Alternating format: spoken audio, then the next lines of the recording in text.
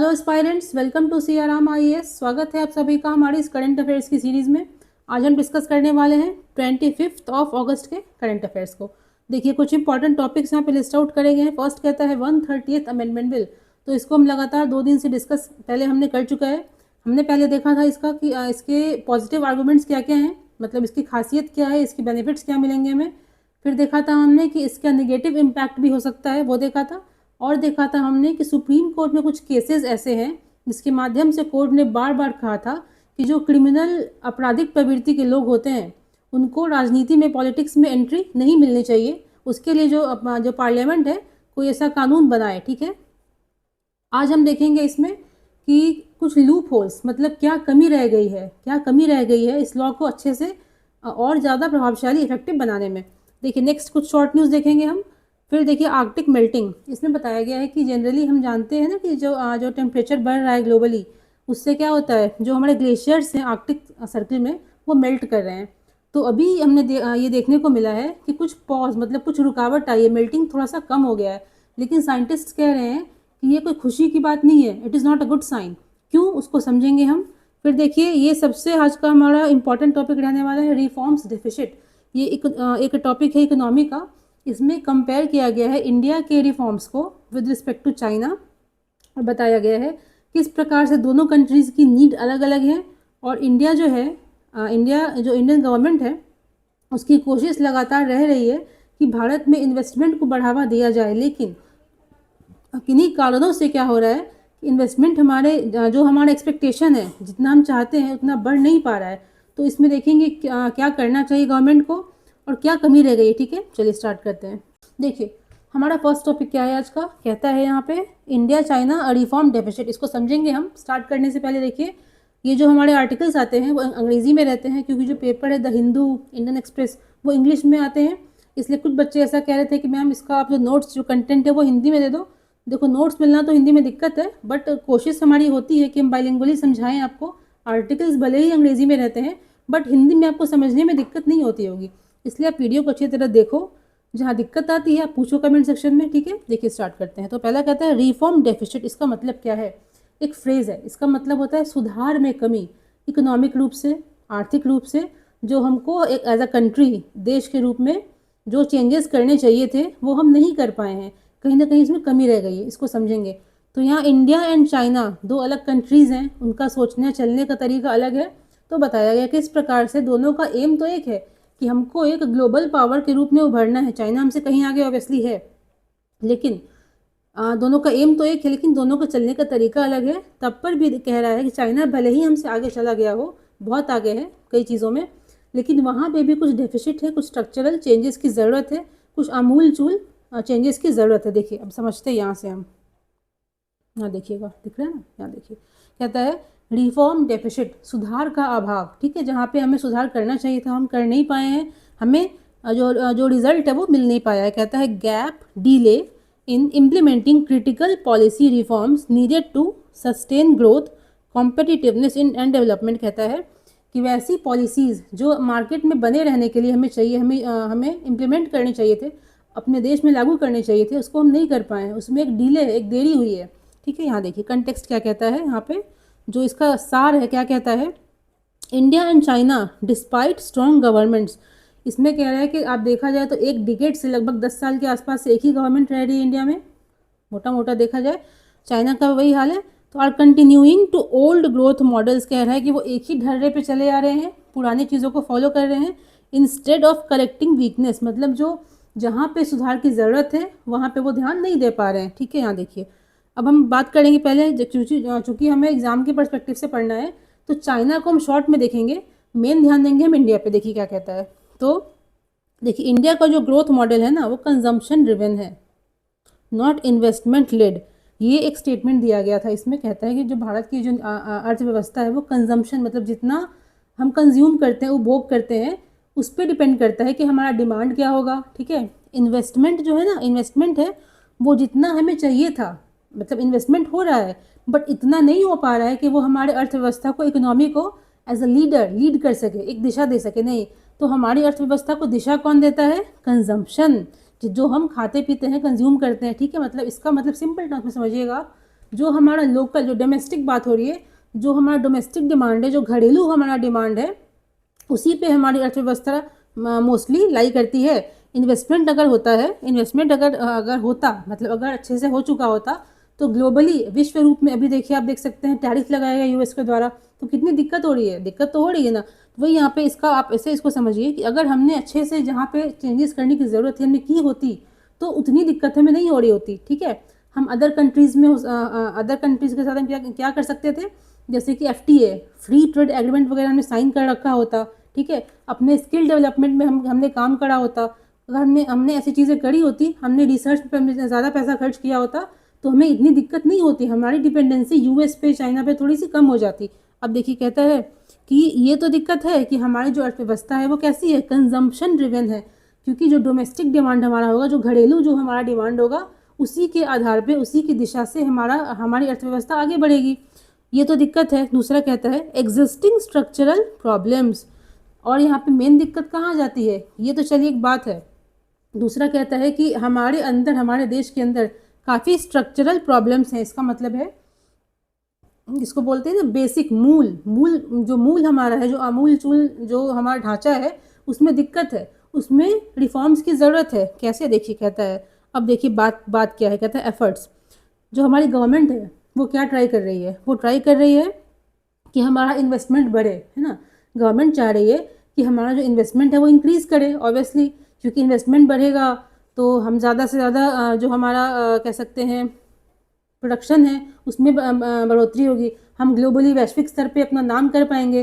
ठीक है, तो वो सब उसका सोच है। बट देखिए एक्सपेक्टेशन तो वही है कि प्राइवेट इन्वेस्टमेंट हमारा बढ़े, लेकिन दिक्कत क्या है, कहता है गवर्नमेंट इसलिए कर क्या रही है।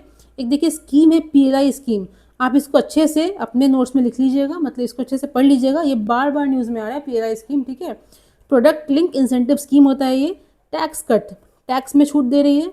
Increased public investment, public investment क्या होता है, सरकार जो खर्च करती है, सरकार कहाँ पे खर्च करेगी, सरकार का उद्देश्य क्या होगा कि जैसे हमारे हेल्थ पे वो खर्च कर रही है, हमारे एजुकेशन पे खर्च कर रही है, रोड्स बनाने पे, बिल्डिंग्स बनाने पे खर्च कर रही है।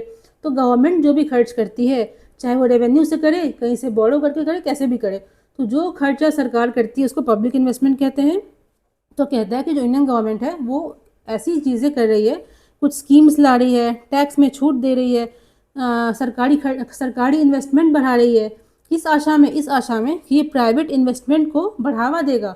लेकिन हो क्या रहा है, रियलिटी क्या है, यहाँ देखिए जो प्राइवेट इन्वेस्टमेंट है वो वीक, धीरे धीरे कमज़ोर हो रहा है, जिस गति से उसको बढ़ना चाहिए था वो बढ़ नहीं पा रहा है। ठीक है, और सेकेंड चीज़ देखिए क्या कहता है यहाँ पे, कि जो हमारे कुछ 4-5 राज्य हैं, जैसे फॉर एग्जांपल गुजरात है, कर्नाटका, केरला, महाराष्ट्र, ये सब जो है, तो जो मेजर कह सकते हैं ना कि इंडस्ट्रीज़ हैं वो ऐसे राज्यों में ही इस्टेब्लिश की गई हैं, क्योंकि बहुत कम ऐसा होता है। आप देखो कि बिहार है, वहाँ पे कहाँ उतनी इंडस्ट्रीज़ हैं। ठीक है, तो वही कहता है कि इंडस्ट्रीज़ का लोकलाइजेशन हो गया है, एक सर्टेन जहाँ पे ऑलरेडी एग्जिस्टिंग इंडस्ट्रीज़ हैं वहीं पे बन रही है, ये दिक्कत है।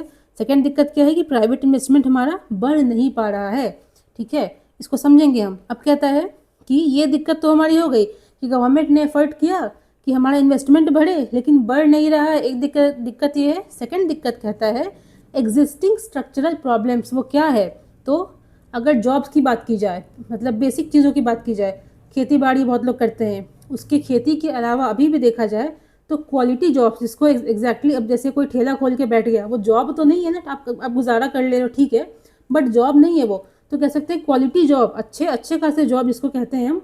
तो बियॉन्ड एग्रीकल्चर, खेती के बाहर, कृषि के बाहर ऐसे जॉब्स काफ़ी कम है। ठीक है, अगर है भी तो कहता है इनफॉर्मलाइजेशन, मतलब इसमें क्या है, आपको सोशल सिक्योरिटी नहीं है, कोई सैलरी की गारंटी नहीं होती है, मतलब उसमें कोई इसका कोई नियम कानून नहीं होता है, आपने जॉब किया आपको निकाल दिया गया तो उसका कोई मतलब एक ठिकाना नहीं होता है। ठीक है, जिससे कि क्या होगा, अगर हमारी कमाई ही कम होगी तो हम सेव तो कुछ करेंगे नहीं, और सेव नहीं करेंगे तो ऑब्वियसली इन्वेस्टमेंट कहाँ से करेंगे। ठीक है, तो हमने देखा दो चीज़ों को सरकार ट्राई कर रही है डिफरेंट स्कीम्स के द्वारा, टैक्स कट के द्वारा, कि हमारा प्राइवेट इन्वेस्टमेंट बढ़े, जो हमारी कंपनीज़ हैं वो हमारे देश में इन्वेस्ट करें। लेकिन हो क्या रहा है, इन्वेस्टमेंट हमारे देश में नहीं हो पा रहा है अच्छे से।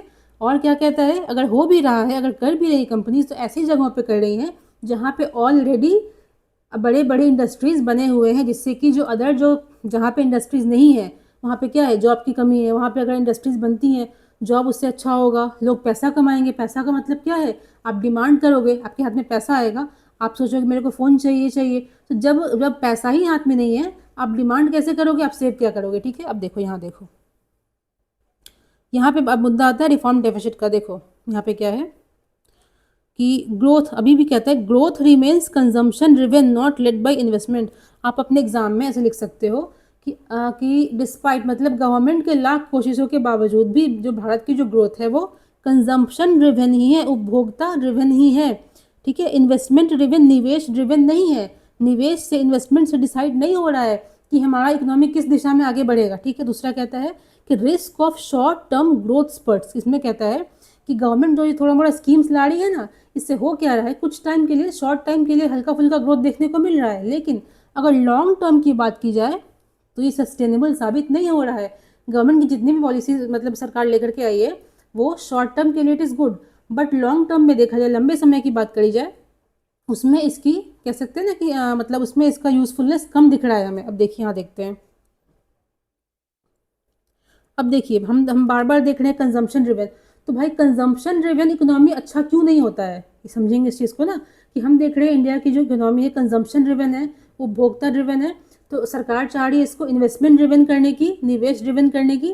तो ऐसा क्यों, आखिर इन्वेस्टमेंट ड्रिवन इकोनॉमी बेटर क्यों, अच्छा क्यों होता है कंजम्पशन ड्रिवन इकोनॉमी से। देखो कहता है कि अगर हम इंडिया के संदर्भ की बात करें, ठीक है, इंडियंस है, हमको एग्जाम देना है, इसके लिए समझेंगे हम कि इंडियन कंटेक्स्ट में देखा जाए तो consumption, increased consumption does not lead to increased number of industries. देखो होता क्या है कि अगर हम इंसान हैं, सिटीजन्स यहाँ पे रहते हैं, भारत में रहते हैं, बहुत लोग रहते हैं, अगर हमारा कंजम्पशन बढ़ता है, मतलब हम ज़्यादा से ज़्यादा कोई चीज़ खा रहे हैं, खरीद रहे हैं, कुछ कर रहे हैं, तो पैसा तो हम मार्केट में ही लगा रहे हैं। तो ये तो अच्छी बात होनी चाहिए थी कि पैसा हम मार्केट में लगा रहे हैं, इससे धीरे धीरे और मनी का फ्लो बढ़ेगा और इन्वेस्टमेंट बढ़ेगा। ठीक है, लेकिन हो क्या रहा है यहाँ पे देखिए कि जो डिमांड जो बढ़ रही है ना, वो क्या, किस चीज़ की बढ़ रही है, तो लग्जरी गुड्स। जैसे कि आप देखोगे ये प्रैक्टिकल चीज़ है कि जिसके पास थोड़ा सा पैसा भी आ जाता है क्या करता है, जाएगा लोन लेगा या फिर ईएमआई पे कोई आईफोन खरीद लिया, महंगी गाड़ी ले ली उसने, तो उसके पास कैपेसिटी उतनी है नहीं खर्च करने की, बट वो क्या कर रहा है कि उसका डिमांड किस चीज़ का बढ़ रहा है, लग्जरी गुड्स का। ठीक है, जैसे कि आईफोन है, एसयूवीज, जो महंगी चीज़ें हैं। तो इस केस में हो क्या रहा है यहाँ देखिएगा कि ये चीज़ें तो बेसिकली इम्पोर्ट डिपेंडेंट है, हम तो अपने यहाँ ठीक से बना नहीं रहे, हम विदेश से मंगवा रहे हैं। तो पैसा हम जो हमारा जो कंजम्पशन जो हमारा बढ़ रहा है, उससे फ़ायदा किसको हो रहा है, विदेशी कंपनियों को हो रहा है। अब देखिए हाँ देखिए, हाँ वही कहता है कि money spent on such consumption mainly goes to foreign firms. अगर हम ऐसी चीज़ों का डिमांड बढ़ा रहे हैं जैसे कि आईफोन्स है, महंगी गाड़ियाँ हैं, इंपोर्टेड परफ्यूम्स, लग्जरी घड़ी वगैरह कुछ भी है, वो हम खरीद रहे हैं, हम बाहर से मंगा रहे हैं, तो हमने तो डिमांड इंक्रीज़ किया, अपना कंजम्पशन बढ़ाया, पैसा खर्च किया। वो पैसा जा कहाँ रहा है, तो विदेशों की कंपनियों में जा रहा है। सेकंड देखिए कहता है कि एक और इसका देखिए एस्पेक्ट क्या है, consumption increases mainly due to subsidies welfare scheme. देखिए यहाँ पे कहता है कि हमारी इकोनॉमी देखा हमने क्या है, कंजम्पशन ड्रिवन है। ये बुरा क्यों है, हमने देखा फर्स्ट चीज़ देखा कि जो हमारे यहाँ जो डिमांड है जो कि कंजम्पशन से बढ़नी चाहिए, अगर हम ज़्यादा चीज़ खरीद रहे हैं इसका मतलब ज़्यादा डिमांड है, तो अच्छी चीज़ है ये, लेकिन नहीं, हम डिमांड किस चीज़ का बढ़ा रहे हैं, लग्जरी गुड्स का बढ़ा रहे हैं। ठीक है, सेकंड देखेंगे हम यहाँ पे जो कंजम्पशन जो बढ़ रहा है, मतलब जो हम उपभोग कर रहे हैं, जो खा रहे हैं, कोई चीज़ खरीद रहे हैं, परचेज करें मार्केट से, वो बढ़ रहा है, जिससे कि डिमांड बढ़ रहा है। वो क्यों, तो बेसिकली कहता है गवर्नमेंट की सब्सिडीज़ जो छूट देती है सर्टेन चीज़ों पर, कुछ वेलफेयर स्कीम्स चलाती है, उसके कारण से बढ़ रहा है। तो इसमें देखिए दिक्कत क्या है यहाँ पे ना, यहाँ देखिएगा जो हमारे डोमेस्टिक जो घरेलू इंडस्ट्रीज़ हैं, फर्म्स हैं, उनको क्या लगता है कि अगर सरकार बदली, सपोज करिए गवर्नमेंट सरकार बदल जाती है और अगर ये स्कीम बंद हो गई तो क्या होगा, जो फ़ायदा उनको मिल रहा था लोगों को, फ़ायदा मिलना बंद हो गया, पैसा कम आएगा, तो डिमांड अचानक से क्या हो जाएगा, गिर जाएगा नीचे। तो domestic firms suspect that increase in the demand not be sustained. कहता है कि जो ऐसे डिमांड जो कि सब्सिडीज़ के थ्रू, वेलफेयर स्कीम्स के थ्रू बढ़ाए जाते हैं, उनको जो डोमेस्टिक जो हमारी इंडस्ट्रीज़ होती हैं उसको सीरियसली नहीं लेती हैं। उनको लगता है कि जब तक ये सरकार या फिर जो ये स्कीम चल रही है तब तक ही ये डिमांड बना हुआ है, जहाँ ये जैसे ये स्कीम बंद होगी, ये सब्सिडीज़ को ख़त्म कर दिया जाएगा, वैसे ही डिमांड भी जल्दी से क्या हो जाएगा, नीचे गिर जाएगा। ठीक है, इसलिए they prefer to serve it with existing capacity. इसलिए क्या होता है कि डिमांड बढ़ने के बावजूद भी जो लोकल हमारे जो घरेलू जो इंडस्ट्रीज़ हैं वो नई इंडस्ट्रीज नई यूनिट्स नहीं खोलते हैं। जो ऑलरेडी उनकी एग्जिस्टिंग इंडस्ट्रीज़ हैं उसी में वो क्या करते हैं, उसी में जो कैपेसिटी है उसको थोड़ा सा बढ़ा देते हैं। ठीक है, अब देखिए इससे होता क्या है, नो न्यू इन्वेस्टमेंट, कोई नया इन्वेस्टमेंट नहीं हो रहा है। नो मोर जॉब क्रिएशन, नया जॉब क्रिएशन नहीं हो रहा है। तो गवर्नमेंट सब्सिडी दे रही है, हम उससे डिमांड बढ़ा रहे हैं। अगर हम बहुत ज़्यादा पैसा, एक सेक्टर है गरीब सेक्टर है, उसको सरकार हेल्प कर रही है, वो पैसा बचा रहा है, चीज़ों को खरीद रहा है। तो वो जैसे कि आटा चावल दाल कपड़ा ये सब खरीद रहा है। बट उस केस में क्या है, जो डोमेस्टिक इंडस्ट्री उनको लगता है कि जब तक गवर्नमेंट इन लोग को हेल्प कर रही है तभी तक डिमांड बढ़ रहा है, तभी तक ज़्यादा मांग है इनकी। जैसे ही वो स्कीम ख़त्म हो जाएगी तब तो डिमांड सीधे नीचे गिर जाएगा। इसलिए वो नई नई जगहों पे इन्वेस्ट नहीं करते हैं, नई शाखाएं अपनी इंडस्ट्रीज़ की नहीं खोलते हैं। सेकंड कहता है जो ज़्यादा रिच लोग हैं, जो एक कह सकते हैं एफ्लुएंट, जिनको हम कहते हैं वेल टू डू फैमिली से बिलोंग करते हैं, उनकी डिमांड क्या होती है, लग्जरी गुड्स की होती है। उस केस में क्या है, उन चीज़ों को हम विदेश फॉरेन से इंपोर्ट करते हैं, तो पैसा कहाँ जा रहा है, अल्टीमेटली फॉरेन में जा रहा है। ठीक है, तो हो क्या रहा है, फाइनली भारत में नया इन्वेस्टमेंट नहीं हो पा रहा है और न्यू जॉब क्रिएशन, मतलब इसको हम कहते हैं परमानेंट नेचर का जॉब क्रिएशन नहीं हो पा रहा है। देखिए हम यहाँ देखेंगे, ये देखिए एक देखिए इसका और एस्पेक्ट था कि risk of short term growth sprouts, कहता है कि शॉर्ट टर्म जो गवर्नमेंट की नीति है उससे कि मतलब 3-4 साल मान लीजिए आप शॉर्ट टर्म के लिए कहता है ग्रोथ हो रहा है, बहुत अच्छी बात है, डिमांड बढ़ रहा है, सब बढ़ रहा है, लेकिन लॉन्ग टर्म में ये चीज़ें ठीक नहीं है। क्यों, देखिए शॉर्ट टर्म ग्रोथ स्पर्ट से क्या हो सकता है, ग्रोथ स्पर्ट क्या होता है, अचानक से ना कुछ उसमें ग्रोथ बढ़ गया, हमारी ग्रोथ बढ़ गई, ठीक है, उसको कहते हैं ग्रोथ स्पर्ट। तो शॉर्ट टर्म में क्या हो रहा है, देखिए जो ग्रोथ हो रही है मेनली क्यों हो रही है, ईजी क्रेडिट लोन्स ईएमआईज कहता है, फर्स्ट कारण कहता है। आप आजकल देखो कुछ भी चीज़ है ना, जैसे अमेजोन पे देखो, कहीं भी देखो, आपको सब कुछ मिल जाएगा ईएमआई पर।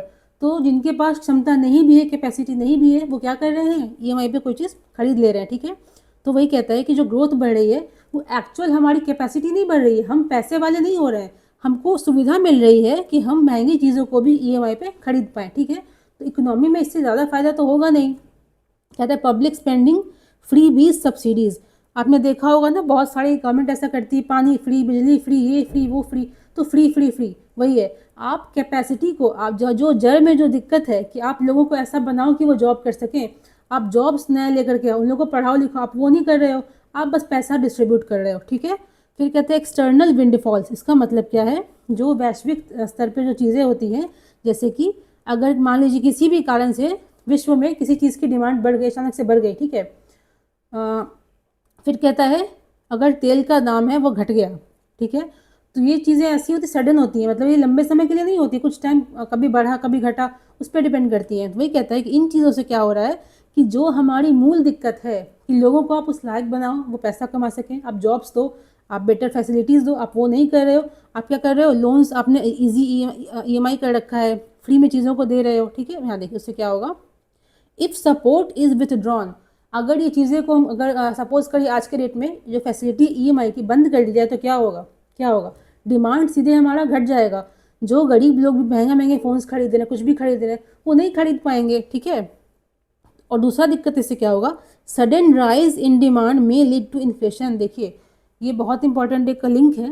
कहते हैं, हम जानते हैं इन्फ्लेशन क्या होता है, इन्फ्लेशन मतलब होता है महंगाई, सिंपल टर्म्स में समझेंगे, महंगाई होता है।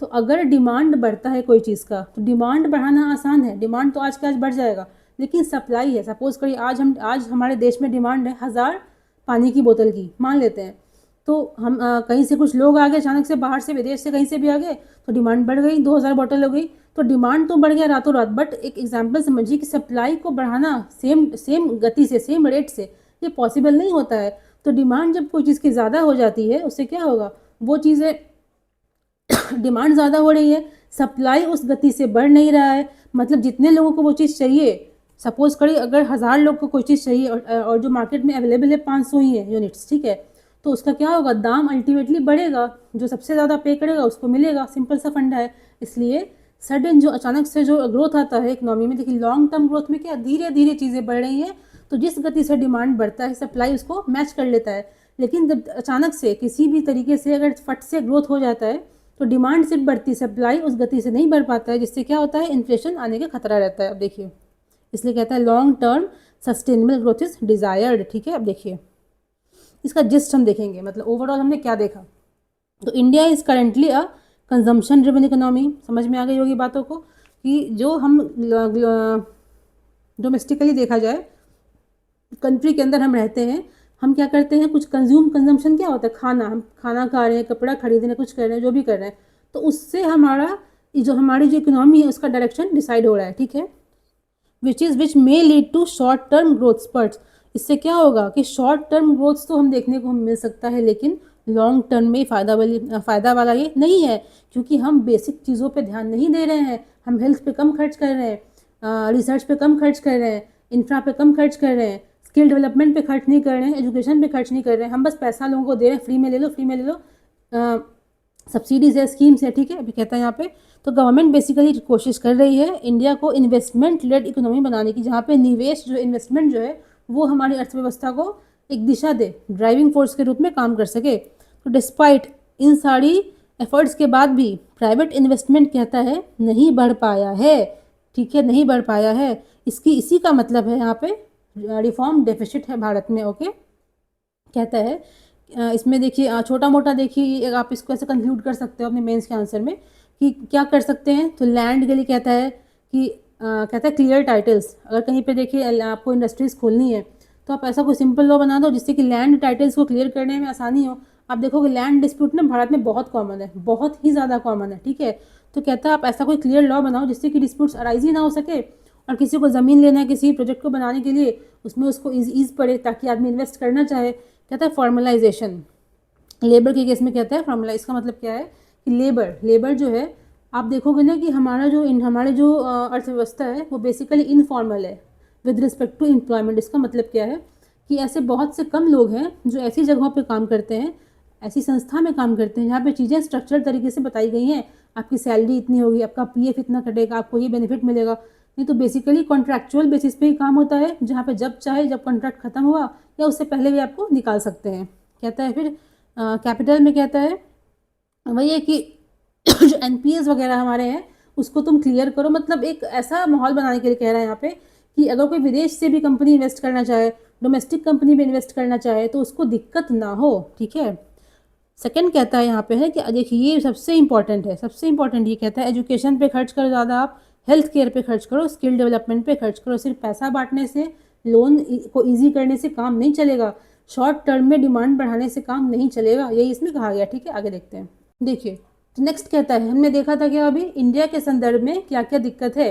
अब यहाँ देखिए बात करी गई चाइना के रिगार्डिंग। इसमें कहता है कि चाइना की जो बेसिकली इकोनॉमी है ना, उसका जो मॉडल है उसका क्या था कि उसको इन्वेस्टमेंट पे काफ़ी ध्यान देना है, ठीक है, इन्वेस्टमेंट को बढ़ाना है और एक्सपोर्ट को काफ़ी बढ़ाना है। एक्सपोर्ट क्या होता है, हमारे देश से सामान दूसरे देश में जा रहा है, ठीक है, उसको बढ़ाना है। अल्टीमेटली उसका एम क्या था, ह्यूज ट्रेड सरप्लस। अगर हम व्यापार करें किसी देश से तो हमको मैक्सिमम प्रॉफिट हो सके, ठीक है, काफ़ी ज़्यादा मात्रा में हमें फ़ायदा हो सके।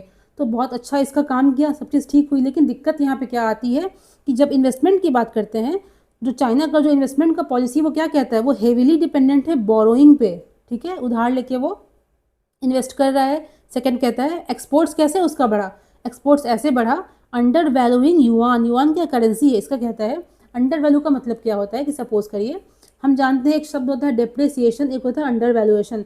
अगर कोई करेंसी है, मार्केट फोर्सेस के कारण डिमांड सप्लाई में अगर इम्बैलेंस आ रहा है, तो वो मतलब वो ऑटोमेटिकली ना उसका कभी घटेगा कभी बढ़ेगा वैल्यू, ठीक है।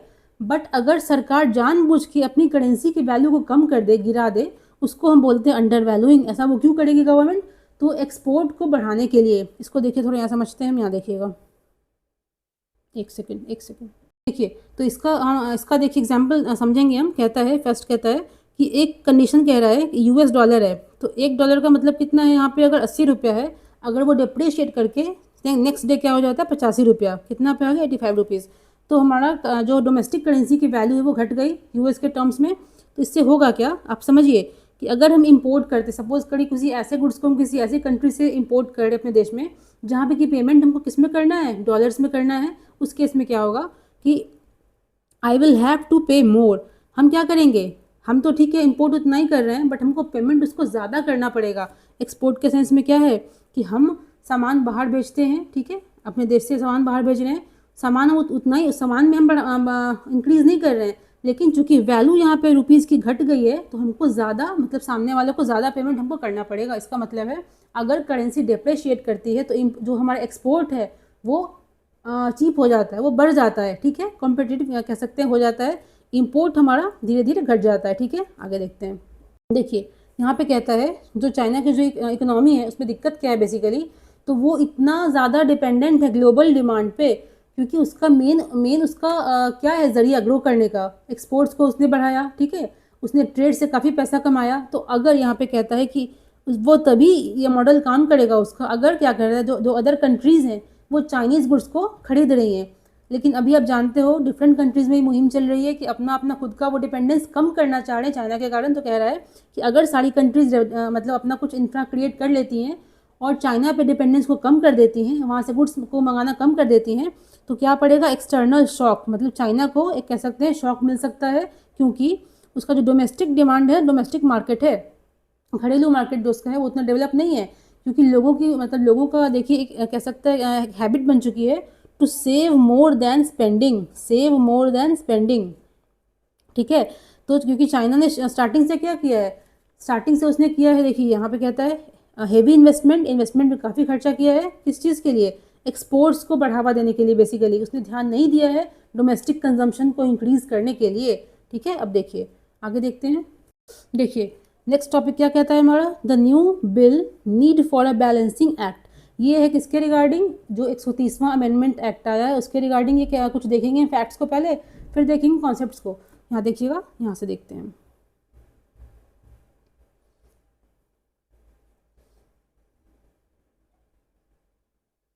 यहाँ देखिएगा, इसमें बेसिकली ना दो टर्म्स में बात को रखा गया आर्टिकल में। पहला कहता है, क्या कहता है, मोडालिटी, संविधानिक रूप से जो मोडालिटी मतलब हम किस प्रकार से संविधान का सम्मान कर सकते हैं, संविधान के वैल्यूज़ को फॉलो करते हुए आगे बढ़ सकते हैं। सेकंड जो उसके पक्ष रखा है आर्टिकल में वो इसमें कहता है कि राजनीति का, पॉलिटिक्स का जो अपराधीकरण हो रहा है, उसको हम क्रिमिनलाइज कर रहे हैं, उसको कैसे कम करें, ठीक है।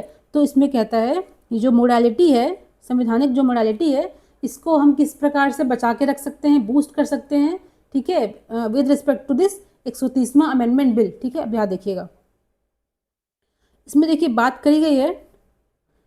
फर्स्ट कहता है मोरल इंटीग्रिटी, एक टर्म यहाँ पे दिया गया था, तो ये बेसिकली कहता है कंसिस्टेंटली अडहेरिंग टू एथिकल प्रिंसिपल्स, क्योंकि देखिए ऐसा तो लोग कहते हैं कि सही गलत का कोई डिफिनेशन नहीं होता है, कुछ चीज़ें किसी के लिए सही हैं, किसी के लिए गलत है, बट नहीं, सर्टेन कुछ लिमिट ऐसे होते हैं, कुछ चीज़ें ऐसी हैं जो गलत ही होती हैं, जो सही ही होती है। इसको कैसे देखते हैं यहाँ की यूनिवर्सल, मतलब विश्व में कहीं भी चले जाइए, उस चीज़ को गलत है तो गलत ही कहा जाएगा, सही है सही ही कहा जाएगा।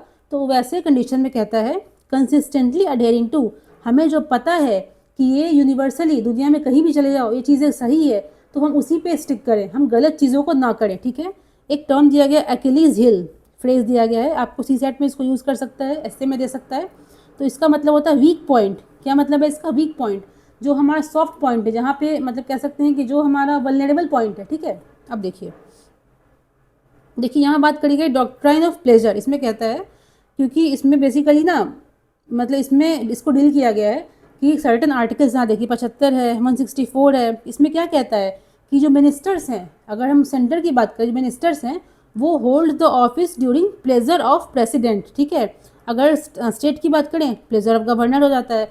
तो आप जो बिल ला रहे हो ये, आप इसमें बात करते हो रिमूवल की, इसका मतलब संविधान में जो बात करी गई प्लेजर की, जब तक प्रेसिडेंट का प्लेजर आपको प्राप्त है तब तक आप पोस्ट पे हो, आप इसको ओवर पावर कर रहे हो, मतलब संविधान के इस आप प्रोविज़न को आप क्या कर रहे हो, आप कम करके आंक रहे हो, ठीक है। इसका मतलब इसको इस तरह से बताया गया है, इसमें आप लिख सकते हो एग्जाम में कि ठीक है बिल तो बहुत अच्छा है, लेकिन कहीं ना कहीं कहता है कि ये सरकमवेंट करता है, बाईपास करता है इस प्रोविजंस को, कि जो मिनिस्टर जो मंत्रीगण हैं वो तब तक अपने पोस्ट को होल्ड कर सकते हैं जब तक उनके पास क्या है, प्लेजर ऑफ प्रेसिडेंट या प्लेजर ऑफ गवर्नर है, ठीक है। अब देखिए ये बोरो कहाँ से किया गया था, ब्रिटिश संविधान से। तो यहाँ देखिएगा, हाँ अब यहाँ देखते हैं, देखिए कुछ केसेस का देखिए इसमें नाम दिया गया है, आर्टिकल में बस नाम देके छोड़ दिया गया है, उसको थोड़ा देख लेते हैं हम। तो इस डॉक्ट्राइन से संबंधित देखिए दो केसेस देखेंगे हम। पहला कहता है शमशेर सिंह केस, इसमें क्या है, सुप्रीम कोर्ट ने कहा था कि अगर प्रेसिडेंट है या गवर्नर है must exercise there powers under advice of council of minister, यहाँ जो इसमें कहता है जो शब्द है ना प्लेजर, ये कोई पर्सनल प्लेजर नहीं है, आपकी पर्सनल सेटिस्फैक्शन नहीं है। यहाँ संवैधानिक तौर पे अगर कोई चीज़ सही है तभी वो सही है, ठीक है। और जो राष्ट्रपति हैं, जो गवर्नर हैं, जहाँ उनकी डिस्क्रिशनरी मतलब खुद से एक्ट करने की पावर नहीं है, वहाँ वो क्या करेंगे, जो काउंसिल ऑफ मिनिस्टर्स हैं उनसे एडवाइस लेकर के ही वो काम करेंगे, ठीक है। वही कहता है शमशेर सिंह केस में सुप्रीम कोर्ट ने बोला प्रेसिडेंट या governor must exercise powers under the advice of council of ministers, ठीक है। प्लेजर जो यहाँ शब्द दिया गया है प्लेजर ऑफ प्रेसिडेंट या गवर्नर, तो प्लेजर जो है it's not personal, it is constitutional, ठीक है। अब देखिए दूसरा कहता है बीपी सिंघल केस, इसमें क्या है, supreme court upheld no limitations और restrictions are placed on at pleasure doctrine, but that does not mean that the need for cause for withdrawal of pleasure is not important। इसका मतलब क्या कहता है कि ठीक है, कोर्ट ने माना कि हमारा काम बस क्या जजमेंट करना है, हम संविधान को चेंज नहीं कर सकते। और संविधान में क्या लिखा गया है, simply at pleasure of president या गवर्नर। तो ये जो शब्द है एट प्लेजर, हम इसको तो कम नहीं कर सकते हैं, ठीक है, बट आप किसी को हटा रहे हो तो उसके पीछे कोई लॉजिकल कारण होना चाहिए। इसका ये मतलब नहीं है कि आपको जब आपका मन किया आप सो के उठे हमको इसको हटा देना है, नहीं, ये चीज़ गलत है। आप ऐसा करोगे उसमें कोर्ट क्या करेगी, आपसे कारण पूछेगी और इंटरवीन कर सकती है, ठीक है। यहाँ देखिए कहता है मोरालिटी, ठीक है, इसमें कहता है, इसको हमने शॉर्ट में लिखा है सीएम। संवैधानिक जो मोरालिटी है ये क्या है, ये बेसिकली BR अम्बेडकर जो थे इनके द्वारा इसको पॉपुलराइज किया गया था, ठीक है, जो कॉन्स्टिट्यूशनल मोरालिटी है उसको, ठीक है। इसका मतलब क्या होता है, loyalty adherence to values and spirit of constitution. जो हमारे संविधान के जो मूल वैल्यूज़ हैं हम उनका पालन करते रहें, चाहे कोई भी चीज़ हो, पॉलिटिक्स हो या कुछ भी हो, हम क्या करें, हम संविधान को बेस में रख करके ही आगे बढ़ें, ठीक है। अब देखिए उसके संदर्भ में क्या है, केस कहता है SR बोम्मई केस में क्या था, मिस यूज़ ऑफ आर्टिकल 356। जब बात आती है प्रेसिडेंट्स रूल की, आपने देखा होगा बहुत सारे केसेस में क्या था, जहाँ पे सरकार मतलब गवर्नमेंट बदली सेंटर पे, जो स्टेट गवर्नमेंट से, वहाँ पे क्या करते थे वो लोग, प्रेसिडेंट रूल को लगा देते थे, ठीक है। इसमें क्या था, कोर्ट ने कहा था dismissal of elected government for political gains violets this morality. कहता है जो संविधान की जो नैतिकता है, मोरालिटी है, उसको ये चीज़ें वायलेट करती हैं, ठीक है।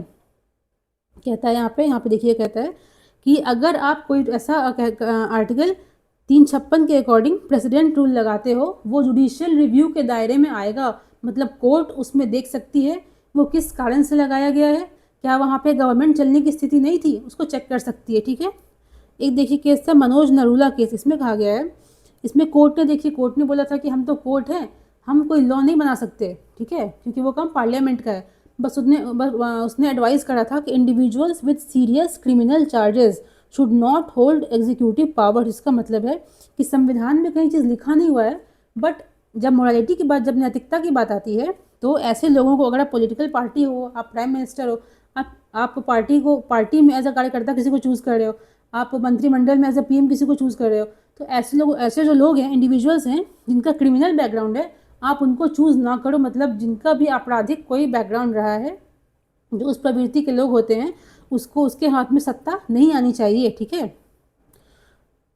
और देखिए इस केस में ना जो नरूला केस है, इसमें कोर्ट ने बताया था, डेफिनेशन दिया था रिगार्डिंग मोरालिटी, जो संवैधानिक नैतिकता है, कि संविधान के हर एक प्रिंसिपल को फॉलो करना ही क्या है, संवैधानिक नैतिकता है, ठीक है। आगे देखते हैं, एक देखिए केस कहता है लिली थॉमस केस। इसमें क्या था कि MP हैं, MLAs हैं, stands disqualified immediately upon conviction if sentenced to more than 2 years of. कहता है इसमें अगर कोई वैसा MP, यहाँ पे मिनिस्टर्स की बात नहीं की गई थी, यहाँ पे कोई MP है, MLA है, इस पर अगर ऐसा कोई चार्जेस लगता है जिसमें कि 2 साल या उससे अधिक की सज़ा होती है, ठीक है, तो वो क्या हो जाएगा, इमीडिएटली इसको डिस्क्वालीफाई कर दिया जाएगा। मतलब इसमें बताया गया है बेसिकली कि ये कोई नया कॉन्सेप्ट नहीं है जो बिल लेके आया गया है, जिस पर इतना हो हल्ला हो रहा है, कोई नई बात नहीं है, काफ़ी पुराने टाइम से चली आ रही है। बट अभी इसमें दिक्कत क्या है बेसिकली, कि जो हम इसमें हटा रहे हैं, रिमूव कर रहे हैं मिनिस्टर्स को, तो ये हम सिर्फ कन्विक्शन पे, मतलब किसी पे आरोप लगा, पुलिस ने 30 डेज़ के लिए आपको अरेस्ट कर लिया,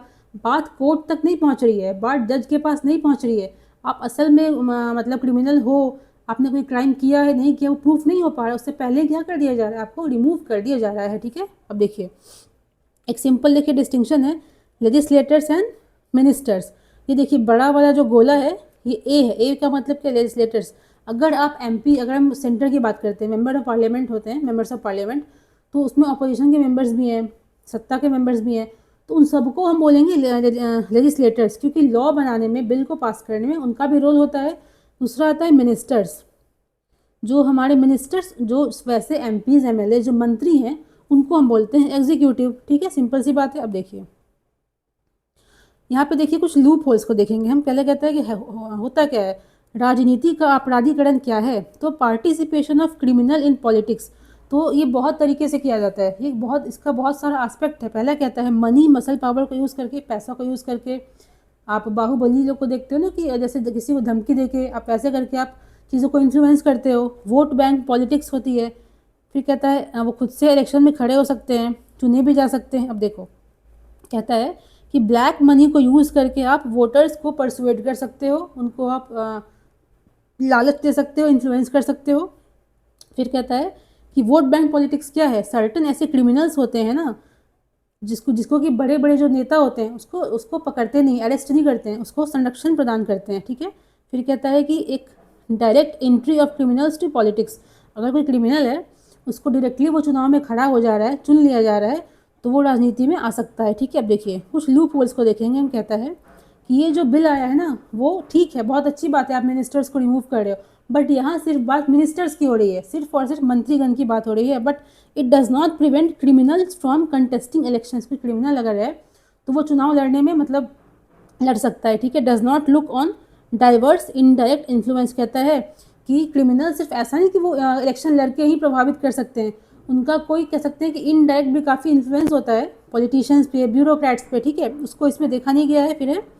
फिर कहता है कि जो एमपीज हैं, एमएलएज हैं with criminal backgrounds can still have a influence. कहता है जो ऐसे एमपी एमएलए जिनका कि आपराधिक बैकग्राउंड रहा है, वो तो रिमूव नहीं किए जा रहे हैं, वो तो मेंबर रहेंगे, तो वो किसी न किसी रूप से हमारे पार्लियामेंट को, असेंबली को इन्फ्लुएंस कर सकते हैं। ठीक है। देखिए कहता है government is making efforts to ensure constitutional morality by curbing अपराधीकरण इन पॉलिटिक्स। कहता है कि राजनीति में जो अपराधीकरण हो रहा है उसको कम करते हुए गवर्नमेंट क्या कोशिश कर रही है, जो हमारी नैतिकता है संविधान के रिगार्डिंग वो बनी रहे। ठीक है। आगे देखते हैं। देखिए तो आज के पेपर में ही एक और देखिए आर्टिकल आया है विद रिगार्डिंग दिस बिल, इसको हम पढ़ेंगे लाइन बाय लाइन, काफ़ी इंपॉर्टेंट। देखिए इसमें प्रोविजंस दिए गए हैं। पहला कहता है यहाँ देखिएगा कि बिल सीक्स टू अमेंड, कौन सा आर्टिकल, 75, 164। ठीक है, देखा था हमने। फिर कहता है a minister who has been arrested and detained for 30 consecutive days in relation to an allegation of committing an offence which is punishable with imprisonment of at least 5 years shall be removed. ठीक है। इसमें कह रहा है, देखिए गौर करने वाली बात क्या है, कोई जो मंत्री है, कोई मिनिस्टर है, उसने क्या किया, उस पर एक सेकंड, देखिए कोई मंत्री है, ठीक है, उस पर आरोप लगाया गया है कि उसने कोई ऐसा क्राइम किया है जिसमें कि 5 साल या उससे ज़्यादा की सज़ा होती है, तो उसको क्या कर देंगे, हम रिमूव कर देंगे। ठीक है। अब देखिए क्या कहता है अगला, कि removed on advice tendered by prime minister, chief minister. अगर केंद्र की बात करी जाए तो किसके एडवाइस पे, प्राइम मिनिस्टर के एडवाइस पे। अगर स्टेट की बात करी जाए किसके एडवाइस पे, चीफ मिनिस्टर के एडवाइस पे। ठीक है। कहता है if PM CM does not tender such advice. कहता है अगर प्रधानमंत्री हैं, मुख्यमंत्री हैं, वैसा एडवाइस नहीं देते हैं, मतलब वो इनिशिएट नहीं करते हैं इनके रिमूवल को, तो कहता है कि 31st डे पे क्या होगा, आपको खुद ही वहाँ से आपका रिमूवल हो जाएगा। ठीक है। इसमें देखिए कहता है, एक बताया गया है कि अगर पीएम सीएम मतलब चाहे तो 30 दिनों तक क्या कर सकता है, उसको रिमूव नहीं होने दे सकता है। ठीक है। फिर कहता है देखिए यहाँ पे 2/3 मेजॉरिटी इन बोथ हाउसेस, मतलब ये देखिए इसको स्टार मार्क करिएगा, एग्जाम में पूछ सकता है कि ऐसे बिल को पास करने के लिए क्या कौन सी चाहिए मेजॉरिटी, तो स्पेशल मेजॉरिटी, 2/3 मेजॉरिटी। ठीक है। यहाँ देखते हैं। देखिए आरोपी ये बोलता है, रिप्रेजेंटेशन ऑफ पीपल्स एक्ट कहता है any person who is convicted in a criminal case sentenced to not less than 2 years in jail. देखिए यहाँ पे देखिए बात कह रहा है shall be disqualified from being member of parliament legislature. ठीक है। देखिए हमने क्या बोला था अभी कि ये बिल अच्छी बात है, आ रहा है, लेकिन क्रिमिनलाइजेशन जो हो रहा है, जो अपराधीकरण हो रहा है, उसको अच्छे से कम नहीं कर पा रहा है। क्यों? क्योंकि देखिए इस बिल में सिर्फ मंत्रियों की बात करी गई है। जो आरोपी है हमारा है, जो एक्ट है, उसमें कहता है कि वैसे मेंबर्स जिन पे क्रिमिनल केस है, जिनको सज़ा हो चुकी है 2 साल तक की, ठीक है, कहता है वो डिस्क्वालीफाई हो जाएंगे किस चीज़ से, एमपी बनने से, एमएलए बनने से। तो यहाँ पे देखिए दिक्कत क्या है कि ज़रूरी नहीं है किसी ने कोई क्राइम किया है, जो बड़े बड़े क्रिमिनल्स होते हैं वो पकड़े ही गए हों, उनको सज़ा हो ही गई हो, ठीक है, यहाँ पे दिक्कत है। कहता है देखिए 16 में क्या था, election commission has recommended that RP act be amended to provide that person against whom charges are framed by competent court for offence that is punishable with imprisonment shall be barred from contesting elections. तो ऐसी चीज़ें, मतलब इसमें बता रहा है कि इन चीज़ों को पहले भी, एक सेकेंड, इन चीज़ों को पहले भी क्या किया गया था, डिफरेंट कमीशंस के दौरान। मैं देखा था लास्ट अपने लेक्चर में भी लॉ कमीशन की रिपोर्ट आई थी, उसमें बोला गया था कि इन चीज़ों को बैन करने के लिए जिनकी भी आपराधिक प्रवृत्ति है उनको आप बैन करो इलेक्शंस में लड़ने से। लेकिन यहाँ पे क्या बात है, जब कोर्ट डिसाइड कर लेता है कि ये आदमी क्या है, हाँ सच में ही क्रिमिनल है, तब की बात यहाँ पे हो रही है। बट इस बिल में क्या है, कोर्ट तक बात नहीं पहुँच रही, ठीक है। तो बेसिक डिफरेंस ये है। अब देखिए आगे देखते हैं हम।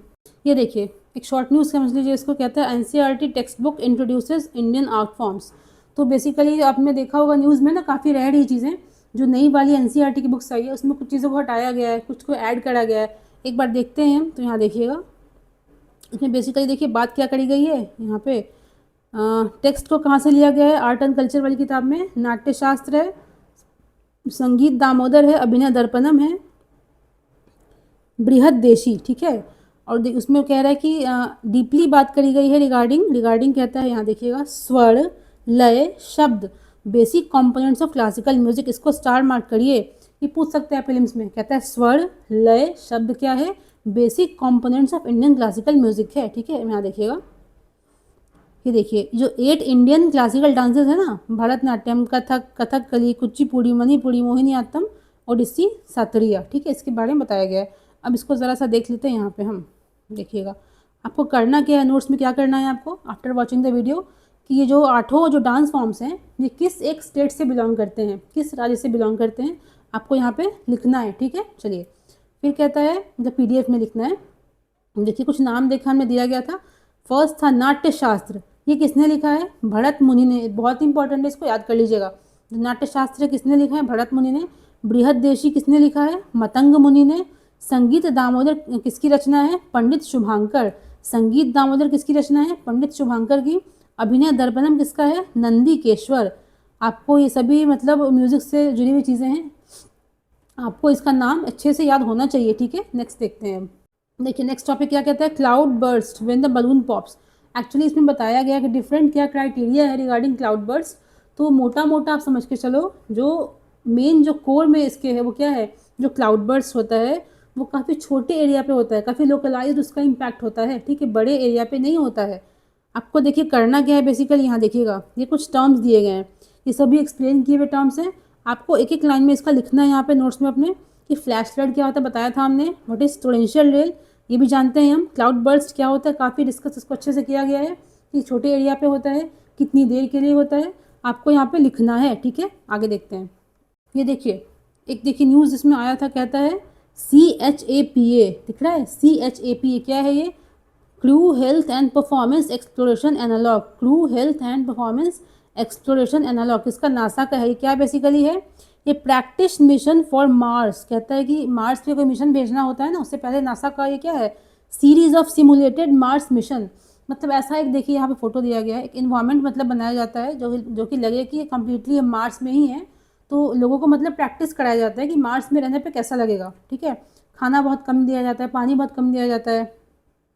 तो इसका नाम ध्यान रखना है आपको। CHAPA का फुल फॉर्म क्या है, crew health and performance exploration analog. किसका है ये, नासा का है, ठीक है। इसमें बेसिकली क्या करते हैं हम, मार्स के मिशन के लिए क्या करते हैं, प्रैक्टिस करते हैं उस माहौल में। एक देखिए नाम है मार्स ड्यून अल्फा, इसको ध्यान रखिएगा। मार्स ड्यून अल्फा क्या है, ये बेसिकली ना नाम दिया गया है वैसी जगह को जहाँ पे वैसा एक सिमुलेशन कह लीजिए, एक माहौल बनाया गया है जहाँ की मार्स वाली पूरी फीलिंग आती है, जहाँ प्रैक्टिस कर रहे हैं। उसका नाम क्या दिया गया है, मार्स ड्यून अल्फा। आपको एग्जाम में दे देगा, लगेगा कोई स्टार है, कोई प्लैनेट है, क्या है, नहीं, ये एक नाम है। एक आर्टिफिशियल इन्वायरमेंट क्रिएट किया गया है मार्स के जैसा, उसको नाम दिया है नासा ने, मार्स ड्यून अल्फा, ठीक है। आगे देखते हैं। देखिए एक इंपॉर्टेंट, देखिए कुछ टर्म्स को देखेंगे हम जो न्यूज़ में है। फर्स्ट है पब्लिक इन्वेस्टमेंट। इसका मतलब होता है गवर्नमेंट जो खर्च करती है उसको कहते हैं पब्लिक इन्वेस्टमेंट। किसके थ्रू? रेवेन्यू के थ्रू हो सकता है, उधार लेके हो सकता है। उसका उद्देश्य क्या होता है? इंक्रीज डेवलपमेंट, डेवलपमेंट को बढ़ाना। कैसे बढ़ाना?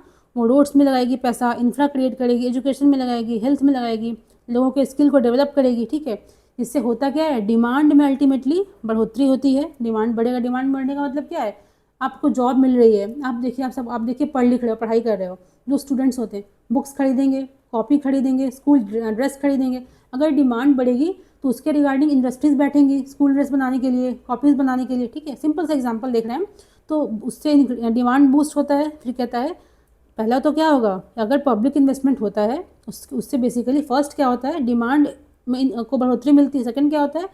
प्रोडक्टिविटी ऑफ प्राइवेट सेक्टर बढ़ता है। मतलब क्या है कि अगर आप किसी को पढ़ा लिखा रहे हो, किसी को हेल्थ पे खर्च कर रहे हो, गवर्नमेंट कर रही है, उससे क्या होगा? एक ह्यूमन रिसोर्स तैयार होगा जो कि क्या कर सकता है? अगर प्राइवेट सेक्टर देखेगा कि हम इस जगह पे इन्वेस्ट करेंगे तो यहाँ पे हमें लेबर अच्छे से मिल सकता है, काफ़ी स्किल्ड लेबर मिल सकता है। इस तरह से कहते हैं कि जो प्रोडक्टिविटी है, मतलब एक इंसेंटिव मिलता है प्राइवेट सेक्टर को इन्वेस्ट करने के लिए।